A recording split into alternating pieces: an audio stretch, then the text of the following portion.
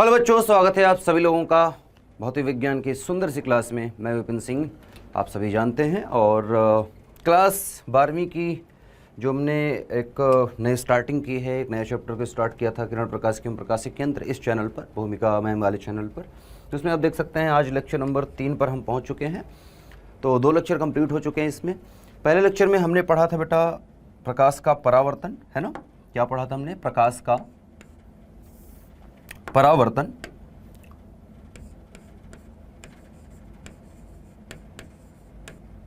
प्रकाश का परावर्तन। दूसरे लेक्चर में हमने पढ़ा प्रकाश का अपवर्तन। प्रकाश के अपवर्तन के साथ साथ हमने यहीं पर जाना रिफ्रैक्टिव इंडेक्स के बारे में, या जिसको हम बोल सकते हैं अपवर्तनांक के बारे में।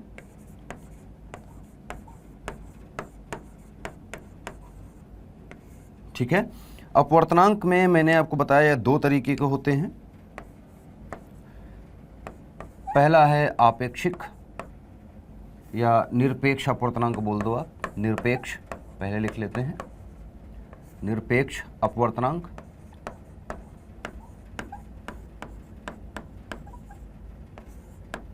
दूसरा है यहां पर आपेक्षिक। आपेक्षिक या इसको सापेक्ष भी आप बोल सकते हैं अपवर्तनांक। ठीक है। तो यहां तक हमने पढ़ लिया है। थोड़ा सा ये वाला जो पार्ट है, ये वाला पार्ट, ये अभी हमें थोड़ा सा पढ़ना है, तो इसको हम पढ़ेंगे हल्का सा, है ना। 2 मिनट की बातें हैं इसमें, 5 मिनट में हो जाएगा कवर। नया टॉपिक जो है आगे वो है, आज जो हम पढ़ने वाले हैं उस नए टॉपिक की बात करें तो नया टॉपिक क्या है बेटा? नया टॉपिक है लेंस। ठीक है। तथा लेंस से प्रतिबिंब का बनना।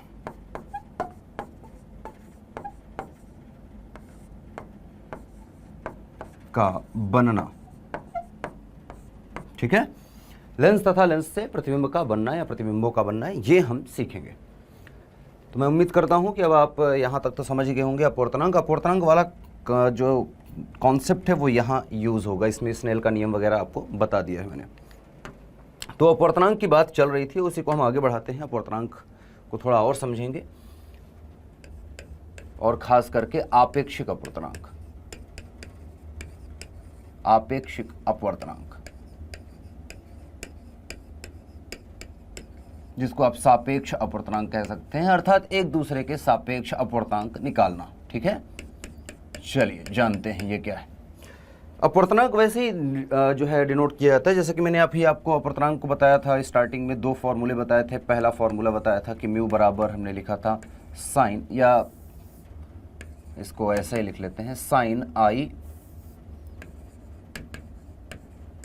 बटे साइन आर। बताया मैंने आपको कि ये म्यू है, लेकिन एक माध्यम के सापेक्ष दूसरे का अपवर्तनांक। तो ये जो मैंने लिखा है ना, ये आपेक्षिक अपवर्तनांक ही है। ठीक है। दूसरा फॉर्मूला आपने जाना कि C बाई वी, या फिर आप इसको लिख सकते हो C बाई वी बराबर मैं लिखूँ 1 म्यू 2। ठीक है। या आप लिख सकते हैं इसी को V1 बाई V2। ठीक है। बराबर हो जाएगा 1 म्यू 2 के। तो ये भी आपको मैंने समझा रखा है कि इस प्रकार से आप इसको पढ़ सकते हैं। तो यहाँ तक तो चीज़ें बता दी थी। अच्छा, ये 1 म्यू 2 जो मैंने पढ़ाया था, आपको बता दिया था कि एक माध्यम का दूसरे माध्यम के सापेक्ष अपवर्तनांक। जैसे मैं बात करूँ यहाँ पर कि अगर 2 माध्यम हैं, पहला और दूसरा माध्यम, तो मैंने आपको बताया कि अगर प्रकाश एक माध्यम से चल के दूसरे माध्यम में जा रही है, मान लो कि प्रकाश इस प्रकार से आई और यहाँ अभिलंब डाल लेते हैं। ठीक है। ये हो गया हमारा अभिलंब। तो अभिलंब से दूर जा रही है या पास आ रही है? मान लो कि दूर जा रही है। ठीक है। पास भी मान सकते हैं, आपको है ना, मर्जी है आपकी। तो यहाँ पर मैंने आपको कहा कि अगर मैं मानूं कि मान लो प्रकाश का वेग यहाँ v1 है, यहाँ पर प्रकाश का वेग v2 है, ये जो पहला माध्यम है इसका अपर्तनांक μ1 है, दूसरा माध्यम जो है इसका अपर्तनांक μ2 है अगर, ठीक है, इसका अपर्तनांक μ2 है, इसका अपर्तनांक μ1 है। इसको मैंने पहला माध्यम बोल दिया जहाँ से प्रकाश चल रही है, और जहाँ जा रही है उसको दूसरा माध्यम बोल दिया। ये हरी वाली लाइन क्या कर रही है, दोनों माध्यमों को अलग कर रही है, मतलब यहाँ से ऊपर अलग माध्यम है, यहाँ से ऊपर नीचे अलग माध्यम है, ठीक है। और साइन आई साइन आर वगैरह आप देखना चाहें तो वो भी यहाँ लिख सकते हैं कि यह कोण आई है और ये कोण जो है वो आर हो जाएगा। यहाँ पर सिंपल, मैंने आपको पिछली क्लास में मैंने बताया आपको कि यहाँ पर सिंपल सा है कि अपर्तनांक को अगर आप देखेंगे तो अपर्तनांक को देख के आप या अपर्तनांक के मान से आपको ये पता चलता है कौन सा माध्यम कितना सघन है या कितना विरल है एक दूसरे के सापेक्ष। अगर यहाँ पर आप देखें तो प्रकाश अभिलंब से दूर हट रही है, अर्थात ये सघन माध्यम है, ये विरल, ठीक है। विरल माध्यम में जब प्रकाश प्रवेश करती है तो अभिलंब से दूर हटती है। तो इसका मतलब सिंपल हो गया कि यहाँ इस चित्र की अगर मैं बात करूँ तो एक चीज़ क्लियर है, रिजल्ट जो हमें प्राप्त हो रहा है, रिजल्ट ये प्राप्त हो रहा है कि जो μ1 है ना वो बड़ा है किससे, μ2 से। पहली चीज़ हमें ये क्लियर हो रही है इससे। दूसरी चीज़ क्या क्लियर हो रही है बेटा, कि प्रकाश में हम जानते हैं सघन माध्यम में धीरे चलती है, विरल माध्यम में तेज हो जाएगी। तो इसका मतलब कि V2 जो है ज़्यादा है V1 से, मतलब प्रकाश का जो वेग है, ठीक है, ये प्रकाश की जो चाल है वो यहाँ ज़्यादा है और यहाँ कम होगी, क्योंकि ये विरल माध्यम, ये सघन माध्यम है। तो आपको अब पता चल रहा है कि भैया ये हो गया सघन, ठीक है, और ये हो गया विरल माध्यम, ठीक है। तो ये सारी जानकारियाँ आपको मिल रही हैं, ठीक है, यहाँ इस चित्र से। अब आपेक्षिक अपर्तनांक जब हम लिखते हैं कि एक के सापेक्ष दूसरा, ठीक है, जैसे मैं लिखूं कि 1μ2, तो आपको मैंने बताया 1μ2 जब हम पढ़ते हैं तो ये क्या पढ़ते हैं, पहले के सापेक्ष दूसरे का अपर्तनांक, किसका, दूसरे का लिख रहे हैं, तो जिसका लिखते हैं वो ऊपर आता है और जिसके सापेक्ष लिखते हैं वो नीचे आता है। इसी प्रकार से आप अगर लिखें 2μ1, तो 2μ1 का क्या हो जाता है बेटा, ये हो जाता है μ1/μ2। अब इन दोनों से अगर मैं 1μ2 और 2μ1 के बीच में संबंध निकालना चाहूँ तो इन दोनों को अगर मैं साथ में लिखूँ तो आप लिख सकते हैं, इनको अगर साथ में लेके आएँ, संबंध एक निकालें। हालांकि मैंने बता रखा है कि 1μ2 अगर मैं लिखूँ तो ये बराबर होगा 1/2μ1 के। आप चाहें तो दोनों का मान 1μ2 और 2μ1 का मान रखेंगे तो आप देखेंगे दोनों पक्ष आपको बराबर मिलेंगे। अगर आप 2μ1 का मान यहाँ नीचे रख देंगे तो 2μ1 क्या है, μ1/μ2, μ1/μ2 तो जो है बटे के नीचे है μ2, तो μ2 चला जाएगा ऊपर, मतलब μ2/μ1 हो जाएगा, जो कि 1μ2 के बराबर है, अर्थात 1μ2 के बराबर है। तो ये दोनों आपस में इस प्रकार से बराबर है, ठीक है, फेयर इनफ। आपको मैंने बता रखा है कि जो पानी है इसका अपर्तनांक मैंने आपको, अच्छा पहले तो वायु का अपर्तनांक मैंने आपको बताया कि वायु का या निर्वात, वायु या निर्वात, ठीक है, इसका अपर्तनांक मैंने देखा, बताया आपको कि 1 है। फिर हमने देखा कि पानी का अपर्तनांक क्या होगा बेटा, पानी को हम वाटर बोलते हैं, इसको हम एयर बोलते हैं, तो ए से लिखते हैं μA, ठीक है। तो वाटर का अपर्तनांक आप देखते हैं ये कितना आ जाता है बेटा, 1.33। इसको बटे के रूप में लिखा जा सकता है, 1.33 को 4/3 लिख सकते हैं, 4/3। इसी प्रकार से कांच का अपर्तनांक, कांच को बोलते हैं ग्लास, ठीक है, ग्लास को हम G से निरूपित करेंगे, μG लिखा है तो इसका मतलब ग्लास का अपर्तनांक मतलब कांच का अपर्तनांक है, और ये होता है 1.52 या 1.5 बोल लीजिए। 1.5 को हम लिख सकते हैं बेटा 3/2, ठीक है। ये सारे के सारे जो अभी लिखे हैं बेटा, यहाँ पर इनको थोड़ा नीचे कर लेता हूँ, यहाँ पर मैं, ये जो लिखे हैं यहाँ पर ये हैं सभी के सभी निरपेक्ष अपवर्तनांक, निरपेक्ष अपवर्तनांक, निरपेक्ष अपवर्तनांक, ठीक है, सही बात है, बिल्कुल निरपेक्ष अपवर्तनांक है। निरपेक्ष अपवर्तनांक के लिए हमने कहा कि भैया वायु को हम या निर्वात का अगर देखें तो 1 है, तो इसको हम आदर्श मान लेते हैं और इसकी सापेक्ष में ही सब चीज़ें हम लिखना स्टार्ट करेंगे। अब यहीं पर अगर मैं अच्छा, ये सभी जो अपवर्तनांक लिखे हैं बेटा, ये हम एयर के सापेक्ष, इसका एयर के सापेक्ष वाटर का, एयर के सापेक्ष ग्लास का, मतलब इन सभी में निरपेक्ष अपवर्तनांक जो हम लिखते हैं वायु के सापेक्ष। किसके सापेक्ष बेटा, वायु या निर्वात के सापेक्ष, वायु या निर्वात के सापेक्ष ही हम सभी का अपवर्तनांक लिखा करते हैं, ठीक है। तो स्टैंडर्ड यहाँ पर क्या है, स्टैंडर्ड चीज़ है यहाँ पर कि वायु है और वायु के सापेक्ष ही सबका अपवर्तनांक लिखना है। लेकिन जब हम बात करते हैं यहाँ आपेक्षिक अपवर्तनांक की,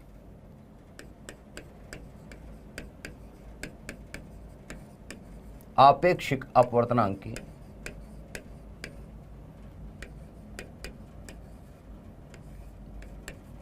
तो आपेक्षिक अपवर्तनांक में वायु के सापेक्ष अब नहीं है। अब वो दो माध्यम आपस में, जो दो माध्यम हो, अब चाहे वो कांच से प्रकाश जो है पानी में जा रही हो, या कांच से वायु में जा रही हो, या फिर मैं बात करूं कि पानी से कांच में जा रही हो, या पानी से किसी ऑयल में जा रही हो, तेल में जा रही हो, या तेल से कांच में जा रही हो, कहीं भी, है ना, कोई माध्यम हो सकता है वायु के अलावा। जो दो माध्यमों में प्रकाश एक को छोड़ के दूसरे में घुस रही है ना, जहाँ जा रही है, वहीं पर उन दोनों माध्यमों को हमें कंपेयर करना है। तो जैसे यहाँ पर मैंने लिखा है 1μ2 या 2μ1, तो यहाँ पर जैसे मैं अगर लिखूँ कि पानी से कांच में अगर जा रही हो, तो पानी के सापेक्ष अगर मैं लिखूँ पानी के सापेक्ष कांच का अपवर्तनांक, ठीक है, इसको हम लिख सकते हैं, या इसको हम ऐसा लिख सकते हैं, पानी के सापेक्ष कांच का अपवर्तनांक लिखना है, पानी को हम वाटर लिखेंगे और कांच को हम ग्लास लिखेंगे, तो ये बराबर हो जाएगा बेटा, आप जानते हैं जिसका है वो ऊपर आएगा, मतलब हो जाएगा μg बटा हो जाएगा μ ऑफ वाटर। अच्छा, μg μw किसके सापेक्ष लिखे गए हैं, आपको पता है ये एयर के सापेक्ष है, अर्थात वायु के सापेक्ष इनका अपवर्तनांक हमें पता है। तो अगर मैं यहाँ से निकालूं तो μ ऑफ वाटर, μ ऑफ ग्लास, ठीक है, with respect to water, actually water के रिस्पेक्ट में ग्लास का अपवर्तनांक अगर मैं देखूं तो ये आ जाएगा, ग्लास का कितना होता है बेटा, ग्लास का होता है, आप देख सकते हैं 3/2, कितना होता है 3/2, फिर बटा लगेगा पानी का कितना है बेटा 4/3, 4/3, तो ये आ जाएगा, आप देखेंगे आ जाएगा 9/8 के। तो पानी के सापेक्ष कांच का अपवर्तनांक क्या निकल के आया बेटा, ये आपेक्षिक अपवर्तनांक की बात कर रहे हैं, वो कितना निकल के आया 9/8। इसी प्रकार ये पहला हो गया, मान लो। दूसरा निकालूं अगर मैं कहूं कि म्यू निकालना है मुझे कांच के सापेक्ष पानी का, कांच के सापेक्ष पानी का करूंगा तो आपको पता चल गया है अब कि इसका उल्टा हो जाएगा। बस देखते हैं कैसे। तो अगर देखेंगे तो इसको, या मैं इसको ऐसा लिख सकता हूं जैसे वहां पर लिखा है, ग्लास के सापेक्ष वाटर का, ठीक है, और ये हो जाएगा म्यू ऑफ वाटर इस बार ऊपर और म्यू ऑफ ग्लास इस बार नीचे। किसके सापेक्ष है, एयर के सापेक्ष है, ठीक है। तो यहाँ से आ जाएगा बेटा, आप देखेंगे ग्लास के सापेक्ष वाटर का निकालेंगे तो ग्लास का कितना होता है, सॉरी वाटर का कितना होता है बेटा, वाटर का है 4/3, ग्लास का है 3/2, ठीक है। यहाँ से हल करेंगे तो आप देखेंगे तो ये हो जाएगा 8/9 के। तो इसका विपरीत आ गया, अर्थात अब एक चीज़ सिंपल सा यहाँ पर प्रूफ हो रही है, जो मैंने आपको बताया था। क्या बताया था, मैंने आपको बताया था कि जो 1μ2 है ना, वो बराबर होता है 1/2μ1 का। इसी प्रकार से इसी सूत्र को अगर फॉलो करके मैं डायरेक्ट चाहता तो वहाँ से लिख लेता, जैसे मैंने लिखा कांच के सापेक्ष, ठीक है, मतलब पानी के सापेक्ष कांच का अपवर्तनांक अगर मैं देखूँ तो वो बराबर होगा 1/ कांच के सापेक्ष पानी का अपवर्तनांक। आप चाहें तो दोनों का मान रख के देख लें, बराबर आ जाएगा, ठीक है। तो इसका अपवर्तनांक कितना है 9/8, 9/8 को 1/8/9 करूंगा तो 9 अपने आप ऊपर चला जाएगा, 9/8 इधर भी, 9/8 इधर भी। तो ये संबंध जो है आप देख सकते हैं, यहाँ से हम प्रूफ कर सकते हैं कि एकदम सत्य है, ठीक है। ऐसे हम आपेक्षिक अपवर्तनांक को लिखा करते हैं। तो आपेक्षिक अपवर्तनांक आप समझ गए हैं कि एक माध्यम के सापेक्ष दूसरे का अपवर्तनांक। एग्जाम्पल में मैंने यहाँ पर अभी सिर्फ 2 को ही लिया है, पानी और कांच को। इस प्रकार से आगे प्रश्न में जो भी माध्यम आएंगे उनको हम लेके कंपेयर करके लिख लिया करेंगे, ठीक है। आगे चलते हैं बेटा, अब बात करेंगे लेंस की। अब है बात लेंस की। लेंस कक्षा 10वीं में पढ़ रखा है। लेंस क्या है, कुछ नहीं, जो है पारदर्शी माध्यम होता है, कांच का बना होता है, ठीक है। आजकल तो प्लास्टिक के भी बन सकते हैं, तो कांच का हम मान के चल रहे हैं, कांच का बना हुआ पारदर्शी माध्यम है। और इसके प्रकार की बात करें तो कई तरह के प्रकार हैं, जैसे कि आप बात करें, पहला हम प्रकार बात करते हैं उत्तल लेंस, और दूसरा, क्योंकि आपने कक्षा 10वीं में पढ़ रखा है इसलिए मैं थोड़ा सा डायरेक्ट लेंस पे आता हूं, ठीक है, अवतल लेंस। उत्तल लेंस और अवतल लेंस, 2 लेंस हो गए। उत्तल लेंस को हम देखते हैं तो उत्तल लेंस कैसे बना हुआ दिखता है बेटा। उत्तल लेंस को हम जानते हैं, उत्तल लेंस ऐसे दिखता है, ठीक है, ये हो गया। अच्छा, इनकी प्रॉपर्टी भी थोड़ी सी बता देता हूँ मैं, एक बार याद दिला देता हूँ आपको। ये हो गया, और ये dash dash dash dash dash dash dash dash dash dash ऐसा कर लेते हैं। इसी प्रकार से अवतल लेंस मैं यहाँ पर बना लेता हूँ।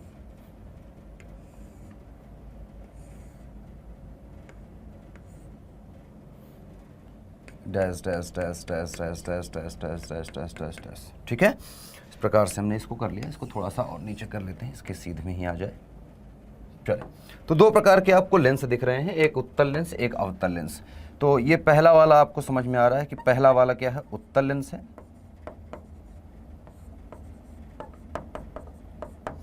और जो बी नंबर है या दूसरा है वो है अवतल लेंस।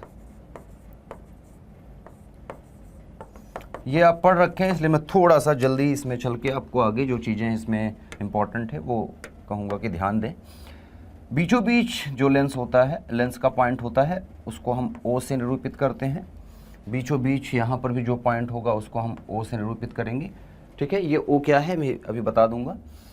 अच्छा, अब देखेंगे तो ये दो तरफ इसमें सतह है, एक सतह इधर से, एक सतह इधर की, दो ऐसे ऐसे बना है। तो एक सतह ये हो गई, एक सतह ये, दो सतह इसमें भी दो सतह, एक सतह ये, एक सतह ये, दो सतह इसमें भी है। अच्छा, तो ये पहला पृष्ठ है, पृष्ठ या सतह बोल दीजिए। ठीक है, पृष्ठ बोलिए या सतह बोलिए, पहला पृष्ठ।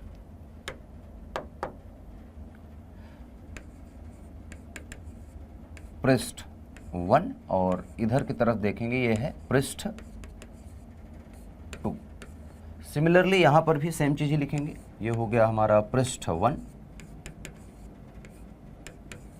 और इधर हो जाएगा पृष्ठ 2। चलिए, पृष्ठ 1 और पृष्ठ 2, दो पृष्ठ हो गए। ये जो व्हाइट कलर की रेखा है ये है मुख्य अक्ष, यहां भी ये जो रेखा है जो प्रकाशिक केंद्र से जा रही है वो क्या है, मुख्य अक्ष। अच्छा, प्रकाशिक केंद्र ये है ओ पॉइंट। ओ पॉइंट क्या है, लेंस का प्रकाशिक केंद्र है। ठीक है, मैं यहां पर अभी लिख दूंगा कि ओ क्या है, आर क्या है, सी क्या है, हालांकि आप सब जानते हैं पहले से, बट ठीक है फिर लिख दूंगा मैं फिर भी। अब क्योंकि पहली सतह को आप देखेंगे तो ये किधर फिरा हुआ है बेटा, किधर मुड़ा हुआ है, ये पहली सतह है। प्रकाश हरदम बाएं तरफ से हम लेते हैं, प्रकाश की दिशा। ठीक है, ये है प्रकाश की दिशा। प्रकाश की दिशा आप देख सकते हैं किधर से किधर, बाएं से दाएं की तरफ। यहां भी इस पर भी हम यह प्रकाश की दिशा यही मानेंगे जो लेंस पर पड़ती है। तो ये प्रकाश की दिशा ऐसा कर लेते हैं। ठीक है, डबल एरो लगा लेते हैं। प्रकाश की दिशा इधर से हम लिया करते हैं, आप देखते होंगे किताब में आपको इधर से ही ऐसे मिलता है। ठीक है, दोनों को अलग अलग कर लेते हैं। ठीक है, अब यहां पर आप पाएंगे पहला पृष्ठ उधर की तरफ मुड़ा है, दूसरा पृष्ठ इधर। इसका पहला पृष्ठ इधर ही मुड़ा है, दूसरा पृष्ठ उधर ही मुड़ा है। ठीक है, और दोनों कर्व हैं। अगर इसको एक गोला, काल्पनिक गोले की तरह बनाए तो एक गोला बनेगा ऐसे, इधर भी एक बनाए तो एक गोला इसका गोले का पार्ट है। ये देखो, इसका गोला अगर देखें तो एक गोला बनेगा यहाँ पर, यहाँ भी एक गोला बनेगा यहाँ पर। ठीक है, तो एक गोले के पार्ट हैं, से काटे गए हैं और इस तरह से बना है। अच्छा, तो ये उधर घूमा हुआ है, तो इसका गोला है, तो गोला कहीं ना कहीं केंद्र होगा। बिल्कुल, हम मान लेते हैं पहले पृष्ठ का केंद्र C1 यहाँ मान लें। अच्छा, केंद्र से प्रकाशिक केंद्र तक की दूरी की जो होती है, वक्रता केंद्र से प्रकाशिक केंद्र तक की दूरी को हम क्या बोलते हैं, आर बोलते हैं। और ये आर क्या होगा बेटा, धनात्मक। उधर की तरफ धनात्मक, जैसे दर्पण के लिए मैंने बताया था सेम चिन्ह परिपाटी, उधर के लिए चलेंगे तो क्या होगा, धनात्मक दूरी। सी और ओ के बीच में एक बिंदु आएगा जो कि होगा फोकस बिंदु। फोकस को हम F1 लिखेंगे। यहाँ पर दो फोकस है और दो वक्रता केंद्र आएंगे। ठीक है, क्योंकि दो सतह है। अच्छा, इसकी यहाँ तक की दूरी क्या हो जाएगी बेटा, ये हो जाएगी +F। ठीक है, ये क्या हो जाएगी बेटा, +F। ठीक है, फोकस इस प्रकार से लेंगे तो सही है। अच्छा, अब दूसरी जो सतह है अगर देखें तो इधर घूमी हुई है। दूसरी सतह का भी कोई ऐसा गोला बना है तो केंद्र होगा, मान लेते हैं कि केंद्र होगा, और ये केंद्र होगा यहाँ C2। C2 तक की दूरी आप जानते हैं, C2 तक की दूरी क्या होगी बेटा, R होगी। लेकिन R क्योंकि इधर की तरफ सतह, वो वाली सतह इधर की तरफ घूमी है और यहाँ से दूरी इस तरफ नापेंगे लेफ्ट की तरफ, तो क्या होगा, नेगेटिव होगी। ठीक है, इसी प्रकार से फोकस को हम यहाँ पर लेंगे तो F2 दूसरा फोकस, द्वितीय फोकस कहेंगे। द्वितीय फोकस तक की दूरी क्या आएगी बेटा, हालांकि चिन्ह परिपाटी के हिसाब से चलें तो -F है, लेकिन ऐसा है नहीं। जो फोकस है बेटा लेंस का, वो पहली सतह ही डिसाइड करती है। कौन सतह, पहली सतह। जिस सतह पर गिरता है हालांकि प्रकाश वही फोकस डिस्चार्ज करता है। तो पहली सतह को फोकस आप देखेंगे क्या मिलेगा, पॉजिटिव मिलेगा। तो हम यहां पर चिन्ह परिपाटी के अनुसार लिख तो दे रहे हैं, लेकिन ध्यान रखिएगा कि उत्तल लेंस का फोकस फिक्स है और वो क्या होता है, उत्तल लेंस की फोकस दूरी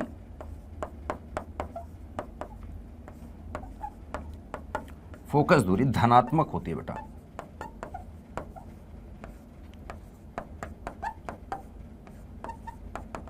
सदैव, ठीक है। अच्छा, इसी प्रकार से यहां पर भी बता दूं, अवतल लेंस की क्या होगी बेटा, समझ गए होंगे आप। अवतल लेंस की फोकस दूरी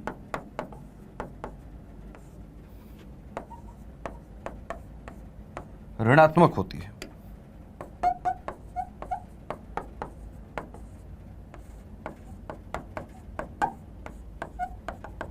ठीक है, तो अवतल लेंस की ऋणात्मक होगी फोकस, मतलब इसका फोकस अगर लिखूं तो इसका फोकस हम पॉजिटिव लेंगे, ठीक है।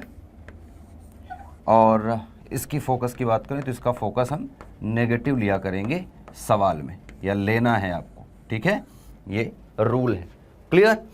अच्छा, जैसे इसमें हमने बात कर ली वैसे इसका भी इधर की तरफ कोई केंद्र होगा। पहला पृष्ठ है, मान लेते हैं कि एक केंद्र होगा, ये होगा C1। C1 तक की दूरी को क्या कहेंगे बेटा, C1 तक की दूरी को क्या बोलेंगे, R, ठीक है, त्रिज्या, ठीक है। अच्छा, R1 R2 भी बोल सकते हैं, इसको चलो R2 बोल लेते हैं, इसको R1 बोल लेते हैं, ठीक है, ओके। द्वितीय फोकस है F2 बोल लेते हैं, इसको F1 बोल लेते हैं, अब गलत नहीं होगा, लेकिन रिजल्टेंट फोकस इसका पॉजिटिव है, ओके। अच्छा, ये पहली सतह इधर ही मुड़ी है तो ये R1 हो गई, और ये यहां से दूरी इधर मापेंगे तो क्या आएगी बेटा, नेगेटिव। बीच में आएगा कहीं फोकस, जो कि होगा पहली सतह का फोकस है, तो F1, और यहां तक की दूरी आपको पता है, यहां तक की दूरी क्या हो जाएगी बेटा, ये हो जाएगी माइनस का F1, पहली फोकस, ठीक है। अच्छा, दूसरे की बात करें तो यहां पर अब देखो दूसरी सतह भी उधर घूमी है, दूसरी सतह उधर घूमी है, तो इसका केंद्र कहीं यहां होगा, मान लेते हैं C2 तक की दूरी को क्या बोलेंगे बेटा, C2 तक की दूरी को हम बोलेंगे प्लस का R2, ठीक है। अच्छा, बीच में कहीं फोकस आएगा, फोकस को हम कहेंगे द्वितीय फोकस F2 है, तो यहां तक की दूरी क्या हो जाएगी बेटा, ये हो जाएगी प्लस का F2, ठीक है। फोकस दूरी स्मॉल f से लिखी जाती है, लेकिन आपको इतना पता है और इतना याद रखना कि इसकी फोकस दूरी जो ली जाएगी सवाल के समय वो क्या है, नेगेटिव, या जो होती है वो क्या है, नेगेटिव होती है, ऋणात्मक होती है। यहां पर अब सभी चीजों को नाम लिख देते हैं चित्र में। चित्र में आप पाएंगे कि जो O है वो है प्रकाशिक केंद्र,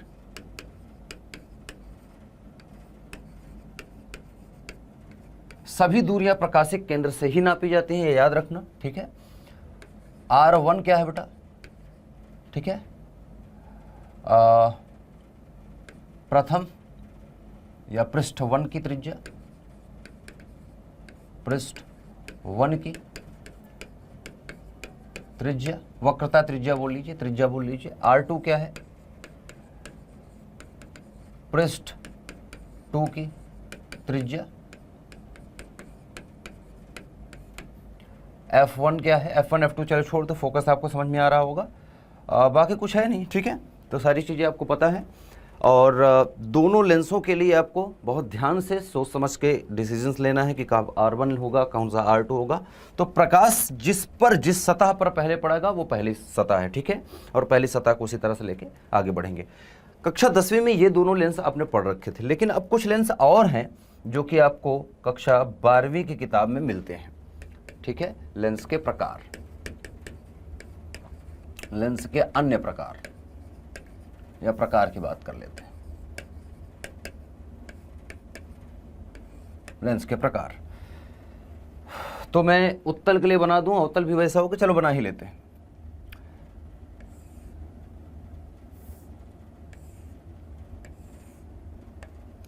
ठीक है, ये हो गया,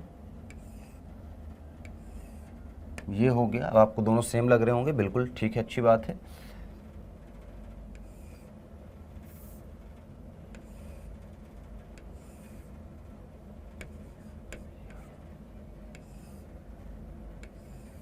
ठीक है, ऐसे रखो या इसको पलट के रख देंगे तो ऐसा रखा जाएगा, ठीक है। तो ये पहला है, ये दूसरा है, ये तीसरा है, तीसरा, ये दोनों तीसरे के ही पार्ट है, बस इसको ऐसे रखा गया है। समतल वाला पार्ट इस तरफ उधर है, उत्तल वाला पार्ट इधर है। इसको पलट के ऐसे रखेंगे तो समतल वाला पार्ट इधर हो जाएगा, उत्तल वाला उधर हो जाएगा। ठीक है, 3 हो गए। चौथा देख लेते हैं बेटा। चौथा हो जाएगा बेटा ये,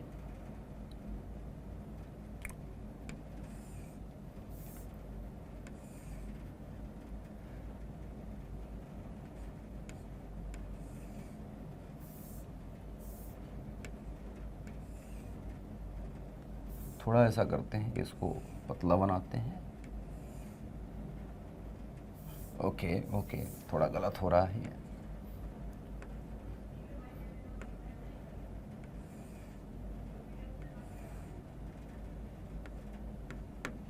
ठीक है, ऐसे बन लेते हैं। ये थोड़ा कोना साइज नहीं बन पा रहा है। ठीक है, चलिए सबका नामकरण कर लेते हैं। ये है उभयोत्तल लेंस।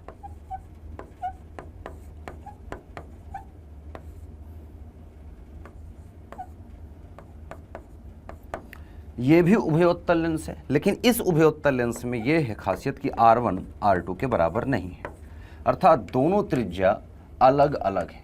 ठीक है, ये हम मान लेते हैं इसकी त्रिज्या R1 है, इसकी त्रिज्या R2 है। पहली सतह की त्रिज्या R1, दूसरी सतह की त्रिज्या R2। यहाँ पर जैसे माना था पृष्ठ 1 की त्रिज्या है ना R1, पृष्ठ 2 की त्रिज्या R2। मतलब ये अलग अलग तरह के गोला है, एक कोई बड़ा है, कोई छोटा है। यहाँ पर ये भी उभयोत्तल है, जिसको अभी तक आप कक्षा 10वीं से पढ़ते हैं, जिसको आप उत्तल लेंस के नाम से जानते हैं। तो ये भी उभयोत्तल ही है। उभयोत्तल का उभय का मतलब होता है उभय, उभय मतलब दोनों हो गए। उभय उत्तल, उत्तल का मतलब उठा हुआ तल, उभय मतलब दोनों। तो दोनों तल उठे हुए हैं, दोनों तल बाहर की तरफ उठे हुए हैं, बिल्कुल उठे हुए हैं। लेकिन उभयोत्तल लेंस होने के साथ साथ ये उभयोत्तल लेंस होने के साथ साथ बेटा यहाँ पर R1 जो है बराबर है R2 के। मतलब दोनों की त्रिज्याएं, दोनों सतह की त्रिज्याएं हम यहाँ पर बराबर मान के चल रहे हैं। तो यहाँ पर R1 जो है और R2 जो है वो एक दूसरे के बराबर है। तो हम R1 बराबर R2 यहाँ पर कहेंगे और बराबर हम मान लेते हैं R। ठीक है, कि कोई मतलब दोनों बराबर हैं। जैसे मैं A बराबर 5 कहूँ और B बराबर भी 5 कहूँ तो A बराबर B बराबर 5 ऐसा लिख सकते हैं, बिल्कुल। तो जो भी त्रिज्या है दोनों की बराबर है। यहाँ पर बात करूँ तो ये R1 है, ये R2 है, या इसको आप R1 बोलें। इसको थोड़ा सही से लिख लेते हैं, मैं यहीं पर समझा देता हूँ इसको इस चित्र में ही समझ लेते हैं। चलो यहाँ लिख लेते हैं इसको। तो R1 जो है वो बराबर R है मान लेते हैं। तो R2 यहाँ पर क्या है बेटा, R2 को आप देखेंगे वो बराबर अनंत है, क्योंकि समतल सतह हो गई। तो ये तो मुड़ा ही नहीं है, मुड़ा ही नहीं है, तो इसकी त्रिज्या क्या है, अनंत। इस प्रकार से अगर इसको पलट के रखेंगे तो R1 अनंत हो जाएगा और R2 माना R है, कुछ ना कुछ त्रिज्या होगी तो होगी। ठीक है, अच्छा यहाँ पर बात करेंगे तो देखो, अगर ये अच्छा, इसका नाम नहीं लिखा मैंने, इसका नाम लिख देता हूँ। ये है समतल उत्तल या समोत्तल, समोत्तल लेंस। समोत्तल का मतलब होता है समतल प्लस उत्तल। ठीक है, तो समतल सतह एक है, एक उत्तल है। ठीक है, ठीक है। ये है, अगर देखेंगे इस की बात करें तो ये है अवतलोत्तल।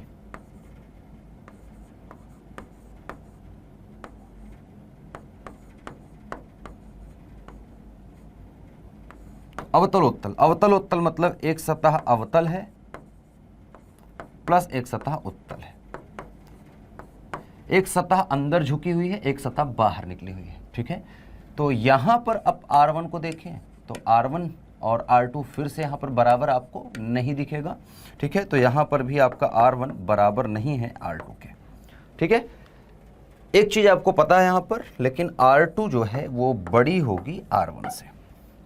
ठीक है, अवतल की त्रिज्या उत्तल की त्रिज्या से बड़ी होगी, क्योंकि ये जल्दी घूम जा रहा है तो इसका छोटा गोला बनेगा। अगर चाहे तो आप इसको गोला अगर बनाएं तो इसका गोला ये बनेगा, इसका गोला बनाएंगे तो अवतल वाले का गोला बहुत बड़ा बनेगा, ये बनेगा। तो एक का गोला छोटा बनेगा, एक का गोला, लेकिन दोनों का केंद्र एक ही तरफ आएगा। अगर हम यहाँ पर केंद्र बनाए तो एक का केंद्र दूसरे के केंद्र है ना, दोनों एक तरफ आएगा। अच्छा, इसको पलट के रख देंगे तो ये सारी चीज़ें जो उधर हो रही हैं इधर होंगी, है ना, पलट के भी रख सकते हैं। तो अब समझ सकते हैं कि उत्तल लेंस के ही 4 प्रकार हैं। इसी प्रकार से अवतल लेंस के 4 प्रकार हो जाएंगे। एक अवतल लेंस होगा जो कि उभय अवतल होगा। उभय अवतल होगा उसमें R1 R2 मतलब दोनों की त्रिज्या बराबर नहीं होगी, अलग अलग, फिर दोनों की त्रिज्या बराबर होगी। इसी लेंस को आप अभी तक पढ़ रहे थे जिसको आप उत्तल लेंस सिंपल बोलते हैं। इसी प्रकार से जब R1 R2 और R बराबर होगा अवतल को उभय अवतल का, तो उसको आप सिंपल अवतल लेंस जो पढ़ते थे वो यही वाला था, ठीक है। अच्छा, फिर यहाँ आ जाएगा तो वहाँ पर समतल सतह एक हो जाएगी, एक अवतल हो जाएगी। कैसे दिखेगा वो? एक समतल सतह हो जाएगी, एक अवतल हो जाएगी। तो कुछ इस प्रकार से दिखेगा, या इसको पलट के रख दो तो इधर समतल हो गई और इधर इसको अवतल कर लो, ये तो समतल अवतल सतह हो गई। एक तरफ समतल एक तरफ अवतल, ठीक है। फिर एक तरफ ये बना सकते हैं। बस जब ये बनाएंगे, जैसे अवतलोत्तल था तो उत्तलो समतल, उत्तलो अवतल हो जाएगा। उत्तलो अवतल का मतलब हो गया एक सतह उत्तल दिखेगी, एक अवतल। लेकिन उत्तल वाली और अवतल वाली में फर्क दिखेगा यहाँ पर, वहाँ पर फर्क ये दिखेगा कि ये बनेगा इस प्रकार से, एक तो उत्तल दिखेगी सतह और एक दिखेगी अवतल, तो ये हो जाएगा, ठीक है। यहाँ पर देखेंगे तो दोनों कोने से स्टार्ट हो रहे हैं, वहाँ पर ऊपर क्या है? लाइन है, ठीक है। तो ये पहचानने के तरीके हैं, ठीक है। चलिए आगे इनके बारे में हम पढ़ेंगे, डेरिवेशन करेंगे तो अपने आप आपको याद हो जाएगा। ऐसे याद करने की जरूरत नहीं कि ज़बरदस्ती आप याद करें, ठीक है। जब जैसे ही डेरिवेशन वगैरह स्टार्ट करेंगे सब समझ में आएगा। अब थोड़ा सा प्रतिबिंब बनने के नियम की बात कर लेते हैं, हालांकि अपने कक्षा 10वीं में पढ़ रखा है लेंस से प्रतिबिंब बनने के नियम। और ये दोनों नियम दोनों तरह के लेंस के लिए सत्य हैं, ठीक है, या जितने भी तरीके के लेंस हैं सबके लिए सत्य हैं जो अभी नियम बताऊंगा। तो लेंस से प्रतिबिंब बनने के नियम।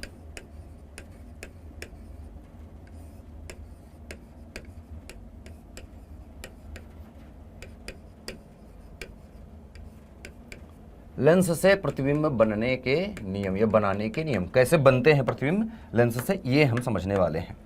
आइए तो पहला यहां पर ले लेते हैं।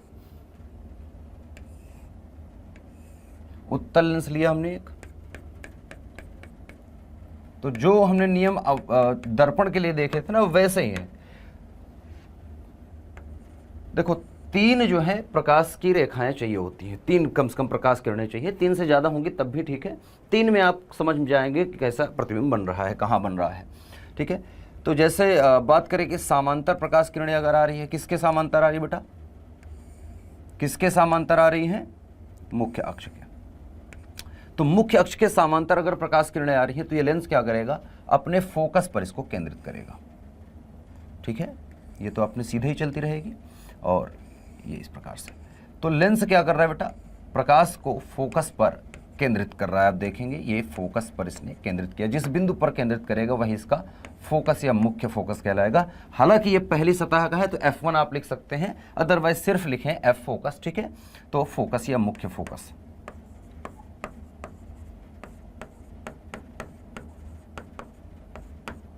ठीक है, मुख्य फोकस पर केंद्रित कर दिया। क्लियर? पहला हो गया। अच्छा दूसरा देख लेते हैं।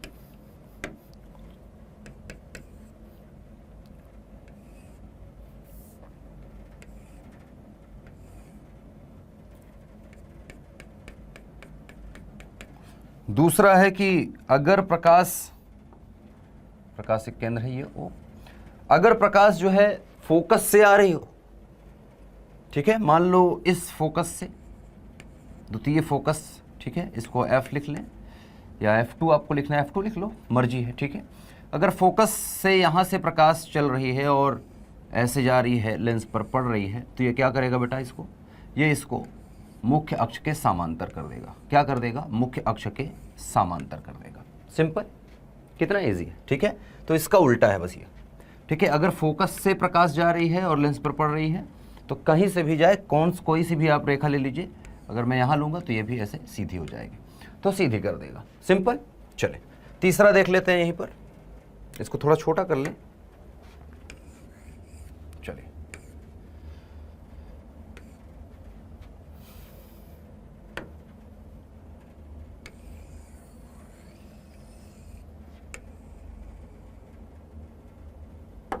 तीसरा बना लेते हैं बेटा।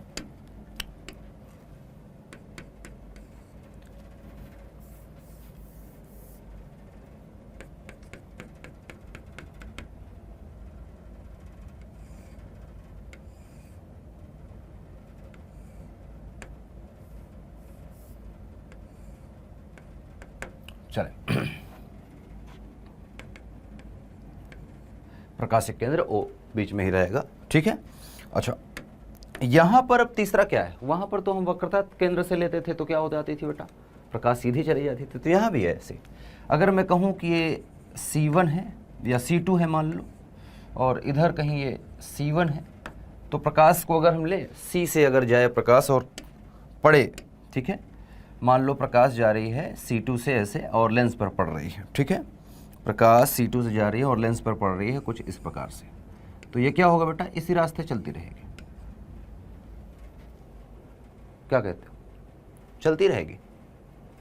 सिमिलरली यहाँ पर भी अगर C से प्रकाश आ रही है, पड़ रही है, तो ये इसी रास्ते चलती रहेगी। अगर ऐसे आ रही है तो ये ऐसी रहेगी, ठीक है, यहाँ आए या यहाँ से जाए, तो कुल मिला के अगर C से प्रकाश आ रही है तो वहीं से चली जाएगी, और अगर केंद्र पे आएगी तो केंद्र पर वैसे ही निकल जाएगी, लंब होगा, ठीक है। तो सिंपल, ठीक है। फिलहाल इतना ज़्यादा कुछ है नहीं, ये इस तरह से आप निकाल सकते हैं। C से अगर प्रकाश आ रही है तो क्या होगा, नहीं आ रही है तो क्या होगा, कहीं से आ रही है तो क्या है। ज़्यादातर फोकस वाली ही चीज़ें मैटर करती हैं, ठीक है, सही है। चलें आगे चलते हैं। तो प्रतिबिंब बनने के नियम हो गए आपके। इसी प्रकार से आप अवतल लेंस के लिए भी निकाल सकते हैं, ठीक है, अवतल लेंस का भी ऐसे ही आप करेंगे। तो मुझे लगता है कि अब कुछ और चीज़ें आपको सिखा देनी चाहिए। हालांकि ये वाले जो नियम है ना, ये हम आगे यूज़ करेंगे तो आपको पता चल ही जाएगा कि कैसे हो रही हैं चीज़ें। जैसे आप प्रतिबिंब बनाने के नियम में आप उत्तल लेंस से प्रतिबिंब बनने की स्थितियाँ जब हम निकालते हैं, बहुत सारी स्थितियों के बारे में बात करते हैं कि जो है प्रतिबिंब कहाँ बनेगा, अगर वस्तु को कहाँ रखें तो प्रतिबिंब कहाँ बनेगा। जैसे मान लो ये प्रकाशिक केंद्र है, और ये मान लो मैं इस तरह से ये मान लो C2 है, ये मान लो F1 है, ठीक है। इधर आप देखेंगे तो यहाँ पर आपको इसी तरह की इसी दूरी पर हम मान लें, चलो ये मान लेते हैं F2 है, और इतनी ही दूरी पर यहाँ पर C2 आएगा, ठीक है। तो अगर मैं कहूँ कि प्रकाश जो है, ठीक है, या वस्तु जो है, वस्तु को अगर मैं C पे रखूं, ध्यान से देखिए, प्रकाश को अगर मैं वस्तु को अगर C पे रखता हूं, मान लो ये AB वस्तु है, तो AB वस्तु से प्रकाश जो चलेगी, ठीक है, प्रकाश जो चलेगी वो इस तरह से कुछ, ये गई प्रकाश की किरण, लेंस पे पड़ी, लेंस पर समांतर क्योंकि प्रकाश पड़ रही है, तो ये इसको क्या करेगा बेटा, ये लेंस इसको फोकस से अपने पास कर देगा। ये देखो, फोकस से पास कर दिया, ऐसे ऐसे निकल जाएगी प्रकाश किरण, देख सकते हैं आप, ये निकल गई। अब दूसरी किरण क्या ले सकते हैं बेटा, हम दूसरी किरण हम ले लें, चलो मान लेते हैं कि फोकस से ही जा रही है इधर, ये प्रकाश यहाँ से चली और फोकस से गई, तो हम जानते हैं जब फोकस से जाती है तो ये उसको क्या करता है, जो है लेंस क्या करेगा बेटा, इसको समांतर कर देगा, इसको समांतर कर देगा, ये देखो समांतर कर दिया, ठीक है। अच्छा, ये दूरियां जो हमने माप रखी हैं एकदम परफेक्ट नहीं है, क्योंकि मेरे पास जो है स्केल वगैरह नहीं है, मैंने, है ना, अंदाज से बराबर बराबर मान लिया है, तो थोड़ा सा इसको सही से लिख लेते हैं, इसको सीधा कर लेते हैं, ठीक है, और इसको लिख लेता हूँ यहाँ पर, क्या था, ये C2 था यहाँ पर, ठीक है। अच्छा, अब 2 हो गई प्रकाश किरण जो कि शीर्ष से A बिंदु से चल रही हैं। तो A बिंदु से चलने वाली प्रकाश किरणों को आप देखेंगे कहाँ आके टकरा रही है बेटा, कहाँ के एक दूसरे को काट रही है, यहाँ काट रही हैं, ठीक है। तो इसका मतलब कि A बिंदु तो यहाँ पर बनेगा, जिसको हम A' बोल देते हैं। अब B पॉइंट से चलने वाला प्रकाश हमने लिया नहीं, तो B पॉइंट से चलने वाला प्रकाश देखते हैं। यहाँ से जो प्रकाश चलेगा वो ऐसे चलेगा, मान लेते हैं, ये गई सीधा, ये सीधा जा रहा है, ये, ठीक है। आधार से चलने वाला प्रकाश, तो ये सीधा सीधा सीधा, तो आप देखेंगे आधार वाला जो प्रकाश है वो सीधा ही। अच्छा, आप चाहें तो इधर से भी ले सकते हैं कि आधार से चलने वाला प्रकाश ऐसे डायरेक्ट वहाँ गिरे तो कहाँ जाएगा, निकाल सकते हैं, ठीक है।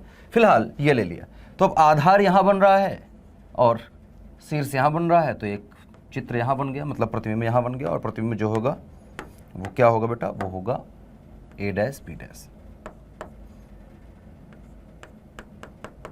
ठीक है, A' B'। तो A' B' यहाँ पर प्रतिबिंब, AB का प्रतिबिंब आप A' B' देख रहे हैं यहाँ पर बन रहा है। तो प्रतिबिंब बनने के ये कुछ नियम है। C से चलने वाला प्रकाश अगर आप डायरेक्ट जो है इस पर डालेंगे तो वो क्या हो जाएगा बेटा, चला ही जाएगा सीधा, ठीक है, रुकेगा तो नहीं, तो आएगा नहीं प्रतिबिंब की तरफ कभी। और क्योंकि वस्तु उधर रखी है, प्रतिबिंब इस तरफ बन रही है, ठीक है, तो आप इस प्रकार से देख सकते हैं।